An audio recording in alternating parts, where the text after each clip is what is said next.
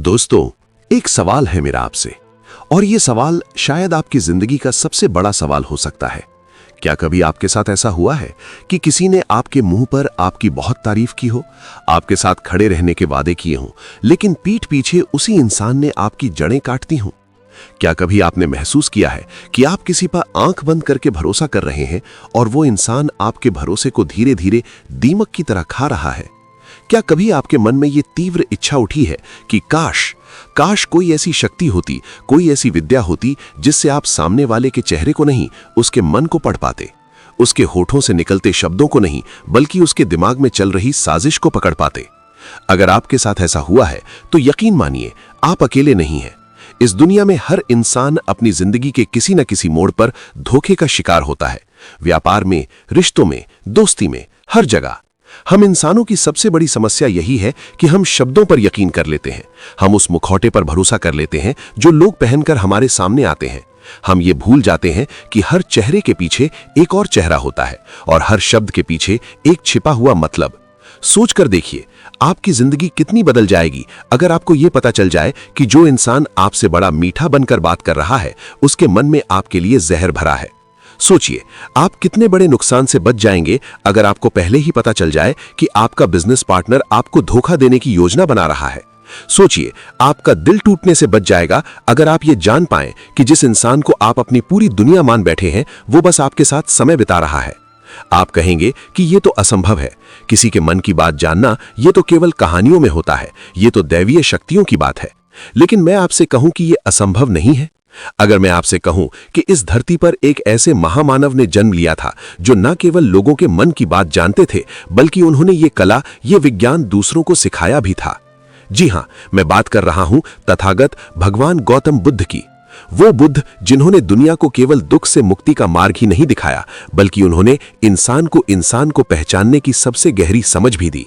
आज मैं आपको भगवान बुद्ध के जीवन से जुड़ी ऐसी ही एक कहानी सुनाने जा रहा हूं, एक ऐसी घटना जो आपकी आंखें खोल देगी। ये कहानी है श्रावस्ती के एक बहुत बड़े व्यापारी की।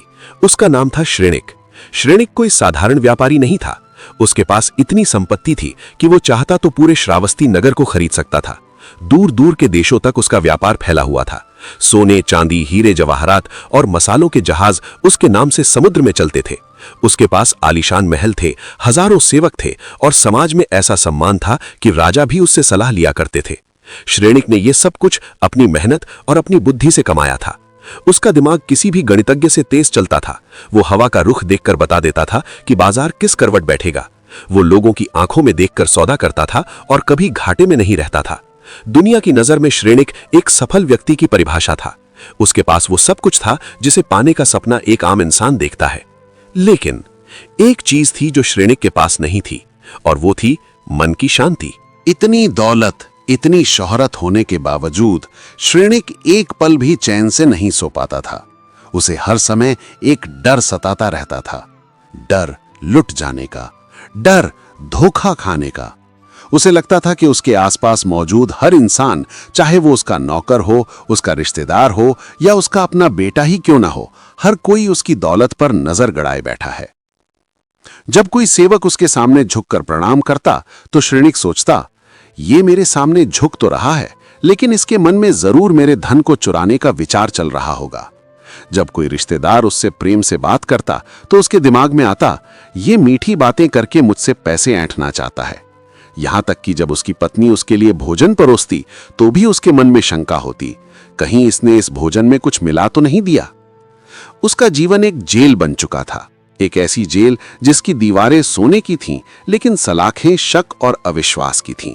वो हर किसी को शक की नजर से देखता था। उसने अपने खजाने की सुरक्षा के लिए दर्जनों पहरेदार रखे थे, लेकिन सबसे बड़ा पहरेदार वो खुद था, जो रात रात भर जागकर अपने ही विचारों के जाल में उलझा रहता था।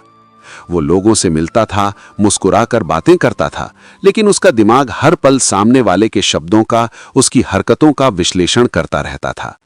इसने ऐसा क्यों कहा? इसके मुस्कुराने का क्या मतलब था? इसने हाथ ऐसे क्यों मिलाया? वो थक चुका था।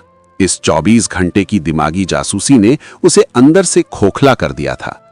वो एक ऐसी शक्ति चाहता था जिससे वो लोगों के मन में झांक सके, वो चाहता था कि जैसे वो बही खाते के अक्षरों को पढ़ता है, वैसे ही वो लोगों के दिमाग में चल रहे विचारों को पढ़ ले, ताकि उसे कभी कोई धोखा न दे सके, ताकि वो हमेशा सुरक्षित रहे। एक दिन श्रेणिक अपने महल के झरोखे में खड़ा नीचे बाजार की चहल पहल देख रहा था। उसका मन अशांत था। तभी उसने देखा कि लोगों की एक बड़ी भीड़ शहर के बाहर बने जेतवन विहार की ओर जा रही है। लोगों के चेहरे पर एक अजीब सी शांति और उत्साह का भाव था। श्रेणिक ने अपने मंत्री को बुलाया और पूछा, ये सब क्या है? आज कोई उत्सव है क्या? ये सारी प्रजा एक ही दिशा में क्यों जा रही है? मंत्री ने हाथ जोड़कर कहा, स्वामी, ये लोग तथागत बुद्ध के दर्शन के लिए जा रहे हैं। सुना है वे कुछ दिनों के लिए जेतवन विहार में ठहरे हैं और वहां ज्ञान की वर्षा कर रहे हैं। कहते हैं कि उनके दर्शन मात्र से ही जीवन की सारी उलझनें सुलझ जाती हैं। श्रेणिक हंसा, एक व्यंग्य भरी हंसी। ज्ञान? कैसा ज्ञान? ये सब ढोंग है। ये साधु सन्यासी लोगों को बेवकूफ बनाते हैं। इनके पास अगर सच में कोई ज्ञान होता तो ये जंगलों में क्यों भटकते, महलों में राज करते? मंत्री थोड़ा झिझका, फिर बोला, क्षमा करें स्वामी, पर मैंने सुना है कि तथागत कोई साधारण सन्यासी नहीं है। वे एक राजकुमार थे जिन्होंने सत्य की खोज में अपना राजपाट त्याग दिया, और मैंने ये भी सुना है कि उनके पास कुछ अद्भुत सिद्धियां हैं। श्रेणिक की त्योरियां चढ़ गईं। सिद्धियां? कैसी सिद्धियां? मंत्री ने अपनी आवाज धीमी करते हुए कहा, स्वामी, लोग कहते हैं कि वे किसी के भी मन की बात जान लेते हैं। आप उनके सामने खड़े हों और आपके मन में जो भी विचार चल रहा हो वे उसे बिना आपके बताए ही जान लेते हैं। उन्हें पता चल जाता है कि आप सच बोल रहे हैं या झूठ, आपके मन में प्रेम है या घृणा। जैसे ही श्रेणिक ने यह सुना, उसके कान खड़े हो गए। उसके शरीर में जैसे बिजली दौड़ गई। मन की बात जान लेते हैं, यही तो वो शक्ति थी जिसे वह बरसों से खोज रहा था। अगर ये बात सच है तो ये बुद्ध उसके लिए दुनिया का सबसे कीमती हीरा हो सकता है। अगर उसने ये विद्या सीख ली तो उसे फिर कभी कोई धोखा नहीं दे पाएगा। वह हर इंसान के असली चेहरे को देख पाएगा।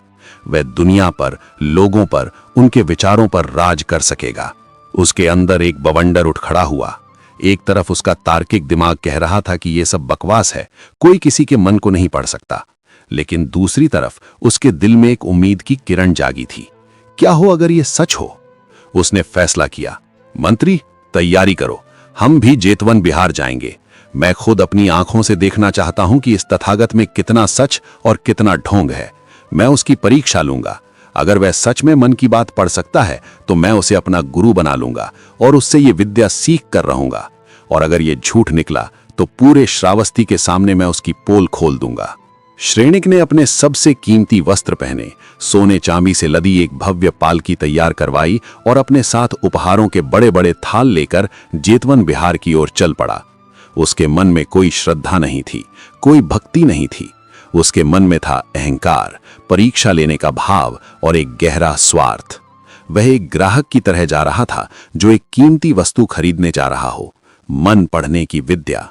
जैसे जैसे उसकी पालकी जेतवन बिहार के करीब पहुंच रही थी, उसे एक अजीब सी शांति का अनुभव होने लगा। शहर का शोरगुल पीछे छूट गया था। पक्षियों का चहचहाना, पत्तों की सरसराहट और एक धीमी मधुर मंत्रोच्चार की ध्वनि वातावरण में घुली हुई थी। ये शांति श्रेणिक को बेचैन कर रही थी, क्योंकि वह ऐसी शांति का आदी नहीं था। विहार के मुख्य द्वार पर पहुंचकर वह पालकी से उतरा। वहां कोई पहरेदार नहीं था, कोई भव्य द्वार नहीं था, बस बांस का बना एक साधारण सा प्रवेश द्वार था। अंदर सैकड़ों लोग शांत भाव से बैठे थे। कोई ध्यान में लीन था, कोई पेड़ों को पानी दे रहा था, कोई चुपचाप एक दूसरे की सेवा कर रहा था। वहां न कोई ऊंच नीच थी, न कोई अमीर गरीब, सब एक समान लग रहे थे। श्रेणिक अपने अहंकार में चूर अपने सेवकों के साथ अंदर बढ़ा। उसने देखा कि एक बड़े से वृक्ष के नीचे एक ऊंचे आसन पर एक दिव्य आकृति बैठी थी। उनके चेहरे पर ऐसा तेज था जैसे हजारों सूरज एक साथ निकल आए हों, लेकिन उस तेज में गर्मी नहीं, शीतलता थी। उनकी आंखों में करुणा का सागर लहरा रहा था और होठों पर एक हल्की रहस्यमयी मुस्कान थी। वे ही थे तथागत बुद्ध। श्रेणिक भीड़ को चीरता हुआ आगे बढ़ा। वो बुद्ध के ठीक सामने जाकर खड़ा हो गया। उसने मन ही मन एक योजना बनाई थी। उसने सोचा, मैं इनके सामने प्रणाम करने का नाटक करूंगा, लेकिन मन में इनके लिए अपमानजनक शब्द सोचूंगा। मैं सोचूंगा कि ये एक ढोंगी हैं। अगर ये सच में मन की बात पढ़ सकते हैं तो इन्हें मेरा असली विचार पता चल जाना चाहिए। ये सोचते हुए श्रेणिक जैसे ही भगवान बुद्ध के सामने झुकने लगा, बुद्ध ने अपनी शांत और गहरी आवाज में कहा, रुको श्रेणिक। श्रेणिक जहां का तहां जम गया। उसका झुकता हुआ शरीर हवा में ही अटक गया। उसने हैरानी से ऊपर देखा। बुद्ध उसी सौम्य मुस्कान के साथ उसे देख रहे थे। बुद्ध ने कहा, श्रेणिक, जिस मन में इतना अहंकार और परीक्षा का भाव हो, उस मन को झुकाने का कोई लाभ नहीं। तुम यहां सत्य की खोज में नहीं आए हो, ना ही शांति की तलाश में। तुम यहां एक सौदा करने आए हो। श्रेणिक के पैरों तले जमीन खिसक गई। उसे लगा जैसे किसी ने उसके कपड़े नहीं, उसकी आत्मा को सबके सामने निर्वस्त्र कर दिया हो। यह कैसे संभव है? इस व्यक्ति को मेरा नाम कैसे पता? और उससे भी बड़ी बात, इसे मेरे मन का विचार कैसे पता चला जो मैंने अभी अभी सोचा था? उसका सारा अहंकार, सारा घमंड एक पल में चकनाचूर हो गया। वो जो परीक्षा लेने आया था, वो खुद अपनी ही परीक्षा में फेल हो गया था। उसकी समझ में आ गया था कि वो किसी साधारण व्यक्ति के सामने नहीं, बल्कि एक महाज्ञानी के सामने खड़ा है। वो कांपते हुए हाथों से जमीन पर बैठ गया और उसकी आंखों से आंसू बहने लगे। ये दौलत के आंसू नहीं थे, ये अहंकार के टूटने के आंसू थे। उसने हाथ जोड़कर कहा, हे तथागत, मुझे क्षमा करें। मैं अज्ञानी हूं, मैं घमंडी हूं। आपने मेरे मन की बात जानकर मेरी आंखें खोल दी हैं। मैं आपकी शरण में हूं। कृपा करके मुझे वो विद्या सिखाइए जिससे आप दूसरों के मन को जान लेते हैं। मैं इसके लिए अपनी सारी संपत्ति आपको देने को तैयार हूं। भगवान बुद्ध मुस्कुराए। उनकी मुस्कान में अब भी वही करुणा थी। उन्होंने कहा, श्रेणिक, उठो। मन को पढ़ने की कला कोई वस्तु नहीं है जिसे धन से खरीदा जा सके। ये कोई जादू या चमत्कार भी नहीं है जिसे कोई किसी को दे सके। ये एक विज्ञान है श्रेणिक। ये गहरे अवलोकन और आत्म जागरूकता का विज्ञान है। श्रेणिक ने उत्सुकता से पूछा, विज्ञान? कैसा विज्ञान भगवान? कृपया मुझे समझाएं। मैं कुछ भी करने को तैयार हूं। बुद्ध ने कहा, तुम दूसरों के मन को इसलिए नहीं पढ़ पाते श्रेणिक, क्योंकि तुम्हारा अपना ही मन शांत नहीं है। कल्पना करो एक झील की जिसका पानी एकदम शांत है, ठहरा हुआ। तुम उस पानी में देखोगे तो तुम्हें अपना चेहरा साफ साफ दिखाई देगा। तुम्हें झील की तली में पड़ा एक एक कंकड़ भी नजर आएगा, है ना? श्रेणिक बिर सिर हिलाया, जी भगवान। बुद्ध ने आगे कहा, अब कल्पना करो कि उसी झील में कोई पत्थर फेंक दे। पानी में लहरें उठने लगेंगी, हलचल मच जाएगी। अब अगर तुम उस अशांत पानी में अपना चेहरा देखने की कोशिश करोगे तो क्या तुम्हें कुछ नजर आएगा? नहीं भगवान, श्रेणिक ने कहा, सब कुछ धुंधला और विकृत दिखेगा। बिल्कुल ठीक, बुद्ध ने कहा, तुम्हारा मन भी उसी अशांत झील की तरह है श्रेणिक। तुम्हारे मन में हर समय शक, डर, लोभ और अहंकार के पत्थर गिरते रहते हैं। तुम्हारा मन इतना अशांत और लहरों से भरा है कि तुम उसमें अपनी ही सच्चाई नहीं देख पाते, तो दूसरों के मन की गहराई कैसे देख पाओगे? दूसरों के मन को पढ़ने का पहला और सबसे महत्वपूर्ण सूत्र यही है, अपने मन को शांत करना सीखो।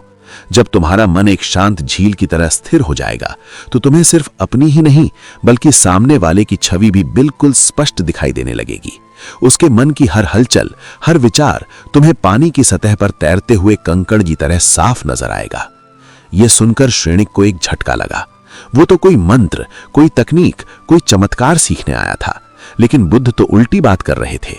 वे कह रहे थे कि दूसरों को जानने से पहले खुद को जानो, दूसरों के मन को पढ़ने से पहले अपने मन को शांत करो।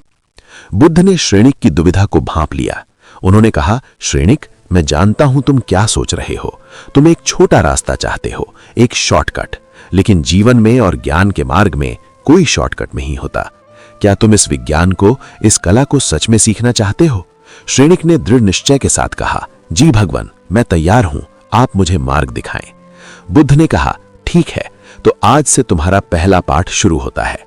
मन को पढ़ने की कला शरीर को पढ़ने से शुरू होती है। शब्द अक्सर झूठ बोलते हैं श्रेणिक, लेकिन शरीर कभी झूठ नहीं बोलता। जो व्यक्ति शरीर की भाषा को पढ़ना सीख जाता है वो 50% मन को उसी क्षण पढ़ लेता है। शरीर की भाषा? श्रेणिक ने हैरानी से पूछा। हाँ, बुद्ध ने अपनी बात को विस्तार देना शुरू किया। जब कोई व्यक्ति तुमसे बात करता है तो सिर्फ उसके शब्दों को मत सुनो, उसके पूरे शरीर को देखो, उसकी आंखों को देखो, आंखें मन का झरोखा होती हैं श्रेणिक। जो व्यक्ति तुमसे बात करते समय तुमसे नजरें चुरा रहा है, बार बार अपनी पलकें झपका रहा है या इधर उधर देख रहा है, तो समझ जाओ कि उसके मन में कुछ और चल रहा है। वो या तो तुमसे कुछ छिपा रहा है, या वो झूठ बोल रहा है, या फिर वो तुम्हारे सामने आत्मविश्वास महसूस नहीं कर रहा। इसके विपरीत जो व्यक्ति शांत और स्थिर नजरों से बात करता है, उसकी बातों में सच्चाई होने की संभावना अधिक होती है। लेकिन यहां भी सावधान रहना, कुछ धूर्त लोग नजरें मिलाकर झूठ बोलना भी सीख लेते हैं, इसलिए सिर्फ आंखों पर निर्भर मत रहो। दूसरा, व्यक्ति के हाथों को देखो। हाथ हमारे अवचेतन मन का आईना होते हैं। अगर कोई बात करते समय अपने हाथ बांध लेता है या अपनी मुट्ठियां भींच लेता है, तो इसका अर्थ है कि वो तुम्हारी बात से सहमत नहीं है या वो रक्षात्मक महसूस कर रहा है। वो तुम्हारे और अपने बीच एक अदृश्य दीवार खड़ी कर रहा है। अगर कोई अपने हाथों को जेब में छिपा लेता है, तो भी वो कुछ छिपाने की कोशिश कर रहा है। वहीं जो व्यक्ति खुले हाथों से हथेलियां दिखाकर बात करता है, वो अधिक खुला और ईमानदार होता है। जब कोई बात करते समय अपने हाथों का सहजता से इस्तेमाल करता है, तो वो अपने बात में विश्वास रखता है। तीसरा, उसके पैरों पर ध्यान दो। ये सुनकर तुम्हें आश्चर्य होगा, लेकिन पैर हमारे इरादों का सबसे बड़ा सुराग देते हैं। अगर किसी व्यक्ति का शरीर तुम्हारी तरफ है, लेकिन उसके पंजों की दिशा दरवाजे की तरफ है, तो समझ जाओ कि वो अवचेतन रूप से उस बातचीत से बाहर निकलना चाहता है। उसका शरीर तुम्हारे साथ है, पर उसका मन कहीं और जाने की जल्दी में है। चौथा, उसकी मुस्कान को देखो। मुस्कानें दो तरह की होती हैं श्रेणिक, एक सच्ची मुस्कान और एक झूठी यानी दिखावे की मुस्कान। जब कोई सच में दिल से मुस्कुराता है, तो सिर्फ उसके होंठ ही नहीं मुस्कुराते, उसकी आंखें भी मुस्कुराती हैं। आंखों के कोनों पर हल्की हल्की सिलवटें पड़ जाती हैं, इसे क्रोफीट कहते हैं। लेकिन जब कोई सिर्फ दिखावे के लिए मुस्कुराता है, तो उसके होंठ तो फैल जाते हैं, पर उसकी आंखों में कोई भाव नहीं होता। उसकी आंखें ठंडी और निर्जीव रहती हैं। अगली बार जब कोई तुम्हारी तारीफ करके मुस्कुराए, तो उसके होठों को नहीं, उसकी आंखों को देखना। और पांचवा, उसकी आवाज के उतार चढ़ाव को सुनो। क्या उसकी आवाज सामान्य है, या वो बहुत ऊंचा या बहुत धीमा बोल रहा है? जब कोई व्यक्ति झूठ बोलता है या नर्वस होता है, तो अक्सर उसकी आवाज का पिच सामान्य से थोड़ा ऊंचा हो जाता है। उसकी सांसें तेज हो जाती हैं। वो जैसे शब्दों का ज्यादा इस्तेमाल करने लगता है, क्योंकि उसका दिमाग कहानी गढ़ने के लिए समय ले रहा होता है। भगवान बुद्ध एक एक करके मानव शरीर के रहस्यों को खोल रहे थे, और श्रेणिक किसी मंत्रमुग्ध शिष्य की तरह सुन रहा था। उसे आज पहली बार समझ आ रहा था कि वो जिसे दुनिया का सबसे बुद्धिमान व्यक्ति समझता था, वो तो कितना अज्ञानी था। वो हमेशा लोगों के शब्दों के जाल में फंस जाता था, जबकि असली कहानी तो उनका शरीर सुना रहा था, और वो उसे कभी देख ही नहीं पाया। बुद्ध ने अपनी बात समाप्त करते हुए कहा, तो श्रेणिक, ये तुम्हारा पहला पाठ है, शरीर की भाषा को पढ़ना। आंखें, हाथ, पैर, मुस्कान और आवाज, ये 5 कुंजियां हैं। ये तुम्हें व्यक्ति के मन के दरवाजे तक ले जाएंगी। लेकिन याद रखना, ये सिर्फ दरवाजा है, अभी मन के अंदर प्रवेश करना बाकी है। कल तुम फिर से अपने नगर में जाओगे, तुम लोगों से मिलोगे, व्यापार करोगे जैसे हमेशा करते हो। लेकिन एक फर्क होगा, कल तुम किसी के बारे में कोई निर्णय नहीं लोगे। तुम ये नहीं सोचोगे कि कौन सच्चा है और कौन झूठा। तुम सिर्फ एक मूक दर्शक की तरह, एक वैज्ञानिक की तरह लोगों के शरीर की भाषा को देखोगे, उसे पढ़ोगे। तुम सिर्फ अवलोकन करोगे, और कल शाम को वापस आकर मुझे बताओगे कि तुमने क्या देखा। श्रेणिक के मन में हजारों सवाल थे। क्या सिर्फ शरीर को पढ़ लेना काफी है? मन के अंदर के विचारों को कैसे जानेंगे? लेकिन उसने कोई सवाल नहीं किया। उसे समझ आ गया था कि गुरु उसे कदम दर कदम आगे ले जाना चाहते हैं। उसने भगवान बुद्ध के चरणों में अपना सिर रखा। इस बार उसके मन में कोई अहंकार नहीं था, सिर्फ श्रद्धा और कृतज्ञता थी। उसने कहा, जो आज्ञा भगवान। तो दोस्तों, श्रेणिक को भगवान बुद्ध से पहला सूत्र मिल चुका था, एक ऐसा सूत्र जो हमारे और आपके लिए भी उतना ही प्रासंगिक है। शरीर की भाषा, एक ऐसी भाषा जो कभी झूठ नहीं बोलती।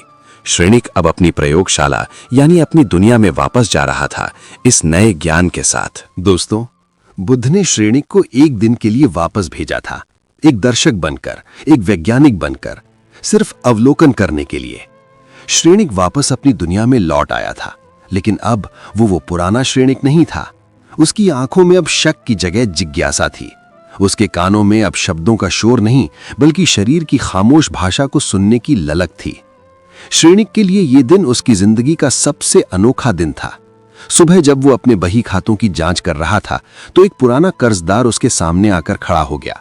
वो हाथ जोड़कर बोला, सेठ जी, इस बार फसल अच्छी नहीं हुई, मुझे थोड़ी और मोहलत दे दीजिए। अगली फसल पर मैं आपका एक एक पैसा ब्याज समेत चुका दूंगा। अगर ये पुराना श्रेणिक होता तो वो तुरंत आग बबूला हो जाता। वो उसे अपमानित करता, उसके घर की कुर्की करवाने की धमकी देता। लेकिन आज वो सिर्फ एक दर्शक था। उसने किसान के शब्दों पर ध्यान नहीं दिया। उसने उसकी आंखों में देखा। किसान की आंखें बार बार नीचे जमीन की ओर जा रही थीं। वो श्रेणिक से नजर नहीं मिला पा रहा था। श्रेणिक ने उसके हाथों को देखा। किसान अपने अंगोछे को जोर जोर से मरोड़ रहा था। उसकी उंगलियां सफेद पड़ रही थीं। फिर श्रेणिक की नजर उसके पैरों पर गई। किसान का शरीर श्रेणिक की तरफ था, पर उसके पैर दरवाजे की ओर मुड़े हुए थे, जैसे भागने के लिए तैयार हों। श्रेणिक को बुद्ध के शब्द याद आए, नजरें चुराना, हाथों की बेचैनी, भागने को तैयार पैर। श्रेणिक समझ गया कि यह किसान घबराया हुआ है और शायद वो पूरी सच्चाई नहीं बता रहा है। लेकिन पहली बार श्रेणिक को उस किसान पर गुस्सा नहीं आया। उसे बस एक पैटर्न दिखाई दिया, एक शारीरिक पैटर्न। उसने कोई निर्णय नहीं लिया, बस उस पैटर्न को अपने दिमाग में दर्ज कर लिया। उसने शांत भाव से कहा, ठीक है, तुम एक सप्ताह बाद आना, हम तब बात करेंगे। किसान हैरान होकर उसे देखता हुआ चला गया। थोड़ी देर बाद उसका एक व्यापारिक साझेदार अंदर आया। वो एक बड़े मुनाफे वाली योजना लेकर आया था। वो बड़े उत्साह से बोल रहा था, श्रेणिक, मैंने एक ऐसा सौदा पता किया है जो हमें रातों रात 10 गुना अमीर बना देगा। बस तुम्हें इसमें कुछ पूंजी लगानी है। पुराना श्रेणिक होता तो या तो लालच में आ जाता या फिर शक करने लगता। लेकिन आज श्रेणिक ने उसकी बातों के उत्साह को नहीं, उसकी मुस्कान को देखा। उसके होंठ तो कान तक फैले हुए थे, पर उसकी आंखों में कोई चमक नहीं थी। आंखों के कोनों पर वो सिलवटें नहीं थीं जो सच्ची खुशी में पड़ती हैं। उसकी मुस्कान उसके चेहरे पर चिपकाई हुई लग रही थी। बात करते समय उसने अपने दोनों हाथ अपनी गोद में छिपा रखे थे। श्रेणिक को बुद्ध की बात याद आई, झूठी मुस्कान और छिपे हुए हाथ। श्रेणिक कुछ नहीं बोला, उसने बस उस शारीरिक संकेत को नोट कर लिया। उसने कहा, मुझे सोचने के लिए समय दो। वो साझेदार थोड़ा निराश होकर चला गया। पूरा दिन श्रेणिक यही करता रहा। उसने अपने नौकरों को देखा, अपने ग्राहकों को देखा, अपने रिश्तेदारों को देखा। वो एक जासूस की तरह हर किसी की शारीरिक भाषा को पढ़ रहा था, लेकिन बिना किसी भावना के, बिना किसी पूर्वाग्रह के। शाम होते होते उसका दिमाग थक गया था, लेकिन उसके मन में एक अजीब सी शांति थी। बरसों बाद आज पहली बार उसके मन में किसी के लिए नफरत, गुस्सा या शक का बवंडर नहीं उठा था। आज उसका मन सिर्फ जानकारी इकट्ठा कर रहा था, जैसे कोई विद्वान तथ्यों को संग्रहित करता है। शाम को वो वापस जेतवन विहार पहुंचा। इस बार उसकी चाल में अहंकार नहीं, विनम्रता थी। वो भगवान बुद्ध के सामने पहुंचा और उनके चरणों में बैठ गया। बुद्ध ने मुस्कुराते हुए पूछा, तो श्रेणिक, क्या देखा तुमने आज? कैसा रहा एक दर्शक बनने का अनुभव? श्रेणिक ने हाथ जोड़कर कहा, भगवान, आज मैंने वो देखा जो मैं इन आंखों से बरसों में नहीं देख पाया। मैंने झूठ को पहचानना सीखा, मैंने घबराहट को पढ़ना सीखा, मैंने छिपे हुए इरादों के संकेत देखे। आपकी दी हुई 5 कुंजियों ने मुझे मन के दरवाजे तक तो पहुंचा दिया। मैंने दरवाजे पर दस्तक दी, मुझे अंदर से आती कुछ आवाजें भी सुनाई दी, लेकिन भगवान, मैं दरवाजा खोलकर अंदर नहीं जा सका। मैं ये तो समझ गया कि किसान झूठ बोल रहा है, पर वो क्यों झूठ बोल रहा है ये नहीं जान पाया। मैं ये तो भांप गया कि मेरा साझेदार कुछ छिपा रहा है, पर वो क्या छिपा रहा है ये मैं नहीं समझ पाया। भगवान, शरीर तो बाहरी आवरण है, मन के भीतर चल रहे असली विचार को कैसे जाने? असली रहस्य क्या है? भगवान बुद्ध की मुस्कान और गहरी हो गई। उन्होंने कहा, श्रेणिक, तुम एक बहुत अच्छे विद्यार्थी हो। तुमने पहला पाठ बहुत लगन से सीखा है। अब तुम दूसरे और अंतिम पाठ के लिए तैयार हो। श्रेणिक, तुमने शरीर के संकेतों को पढ़ना सीखा, ये बहुत अच्छा है, लेकिन ये संकेत बेतरतीब नहीं होते। ये उसी तरह है जैसे किसी पेड़ के पत्ते, टहनियां और फल अलग अलग दिखते हैं, लेकिन वे सब एक ही जड़ से जुड़े होते हैं। इसी तरह मनुष्य के सारे शारीरिक संकेत, उसकी सारी भावनाएं, उसके सारे कर्म मन की केवल 3 जड़ों से पैदा होते हैं। अगर तुमने इन 3 जड़ों को समझ लिया तो तुम सिर्फ पत्ते नहीं, पूरे पेड़ को एक ही नजर में समझ जाओगे। श्रेणिक ने उत्सुकता से पूछा, कौन सी 3 जड़ें भगवान? बुद्ध ने कहा, पहली जड़ है राग, यानी आसक्ति, लगाव, इच्छा, लालसा। जब कोई व्यक्ति किसी चीज को पाना चाहता है, चाहे वो धन हो, पद हो, प्रेम हो या कोई वस्तु हो, तो उसका मन राग की स्थिति में होता है। ऐसा व्यक्ति तुम्हारी ओर झुकेगा, उसकी आंखों में याचना होगी, उसकी आवाज मीठी हो जाएगी, वो तुम्हारी प्रशंसा करेगा। उसके सारे शारीरिक संकेत तुम्हें अपनी ओर खींचने वाले होंगे। वो तुम्हें ये महसूस कराएगा कि तुम महत्वपूर्ण हो, क्योंकि उसे तुमसे कुछ चाहिए। दूसरी जड़ है द्वेष, यानी घृणा, क्रोध, ईर्ष्या, भय। जब कोई व्यक्ति किसी चीज से, किसी विचार से या तुमसे दूर जाना चाहता है, तुम्हें नापसंद करता है या तुमसे डरता है, तो उसका मन द्वेष की स्थिति में होता है। ऐसा व्यक्ति तुमसे शारीरिक दूरी बनाएगा। वो हाथ बांध लेगा, तुमसे नजरें फेर लेगा, उसकी जबान कठोर हो जाएगी या वो चुप हो जाएगा। उसके सारे शारीरिक संकेत तुम्हें पीछे धकेलने वाले होंगे। वो तुम्हारे और अपने बीच एक दीवार खड़ी कर देगा। और तीसरी, सबसे सूक्ष्म जड़ है मोह, यानी भ्रम, अज्ञान, दुविधा, अनिश्चितता। जब कोई व्यक्ति खुद ही नहीं जानता कि वो क्या चाहता है, जब वो झूठ बोल रहा होता है, जब वो सच और झूठ के बीच फंसा होता है, तो उसका मन मोह की स्थिति में होता है। ऐसा व्यक्ति तुम्हें सबसे ज्यादा भ्रमित करेगा। वो मुस्कुराते हुए नजरें चुराएगा, वो हाँ कहते हुए ना में सिर हिलाएगा, वो स्थिर खड़े होकर भी अपने पैर हिलाता रहेगा, क्योंकि उसका मन खुद ही युद्ध के मैदान में है, इसलिए उसका शरीर भी वही युद्ध दिखाएगा। तो श्रेरिक, बुद्ध ने समझाया, अब जब तुम किसी को देखो तो सिर्फ ये मत देखो कि उसकी आंखें क्या कर रही हैं या हाथ कहाँ है। अब तुम ये देखो कि इन सब के पीछे कौन सी जड़ काम कर रही है, राग, द्वेष या मोह। क्या ये व्यक्ति मुझसे कुछ चाहता है? क्या ये मुझसे दूर जाना चाहता है, या ये खुद ही भ्रम में है? जब तुम इस स्तर पर देखना शुरू कर दोगे तो तुम व्यक्ति के 90% मन को पढ़ लोगे। तुम उसके व्यवहार का कारण जान जाओगे। श्रेणिक चकित होकर सुन रहा था। उसे लग रहा था जैसे ज्ञान का पूरा ब्रह्मांड उसके सामने खुल गया हो। ये तो इतना सरल था, लेकिन फिर भी इतना गहरा। राग, द्वेष, मोह, बस ये 3 चीजें ही तो पूरी दुनिया को चला रही हैं। उसने कहा, भगवान, मैं समझ गया।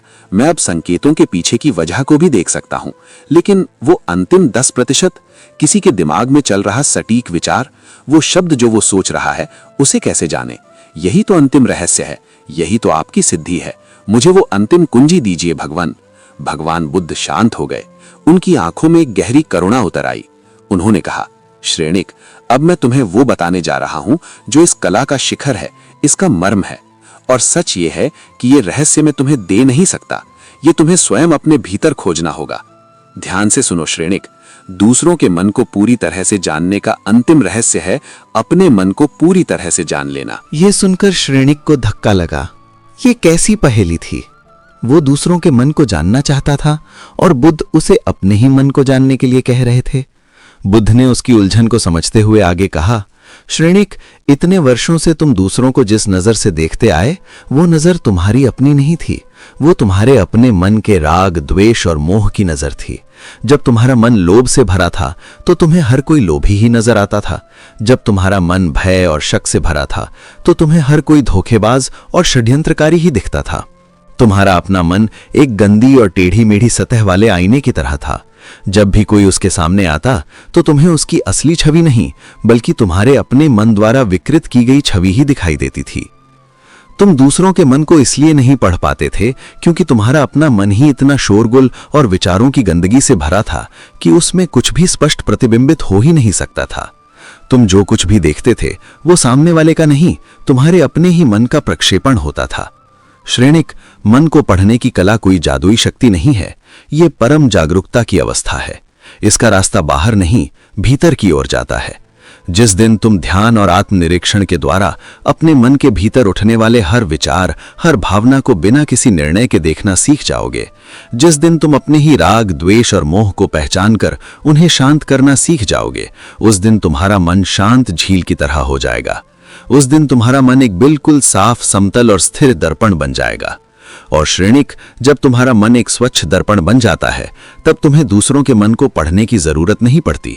तब जब कोई भी व्यक्ति, कोई भी चेतना तुम्हारे संपर्क में आती है तो उसका मन, उसकी भावनाएं, उसके असली विचार बिना किसी विकृति के हूबहू तुम्हारे दर्पण रूपी मन पर प्रतिबिंबित हो जाते हैं।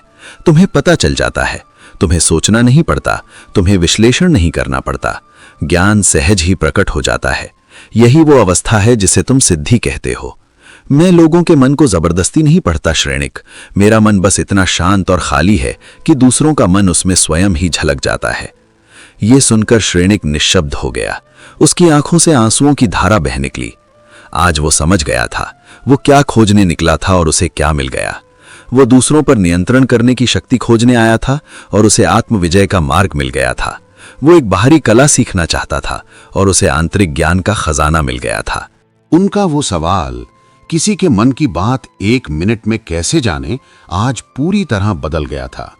वो समझ गया था कि इसका जवाब किसी ट्रिक में नहीं, बल्कि अपने मन को उस स्तर तक साधने में है जहां 1 मिनट की बातचीत में ही आप सामने वाले की पूरी सच्चाई को अपने शांत मन में प्रतिबिंबित होता हुआ देख सकें। श्रेणिक ने अपना सारा जीवन बुद्ध के बताए मार्ग पर लगा दिया। उसने व्यापार भी किया, लेकिन अब उसका तरीका बदल गया था। वो अब एक शक करने वाला डरा हुआ व्यापारी नहीं, बल्कि एक शांत, जागरूक और करुणा से भरा इंसान था। और लोग कहते हैं कि अपने जीवन के अंत तक श्रेणिक की समझ इतनी गहरी हो गई थी कि लोग उसके सामने आते ही महसूस करते थे कि ये व्यक्ति हमें हमसे बेहतर जानता है। तो दोस्तों, ये थी श्रेणिक की कहानी। ये थी मन को पढ़ने के पीछे की असली सच्चाई। हम सब श्रेणिक की तरह ही बाहर भटक रहे हैं। हम टिप्स चाहते हैं, ट्रिक्स चाहते हैं, शॉर्टकट चाहते हैं, लेकिन भगवान बुद्ध हमें सबसे बड़ा सत्य बता रहे हैं। रास्ता बाहर नहीं, भीतर है। आप दूसरों को उतना ही समझ सकते हैं जितना आप खुद को समझते हैं।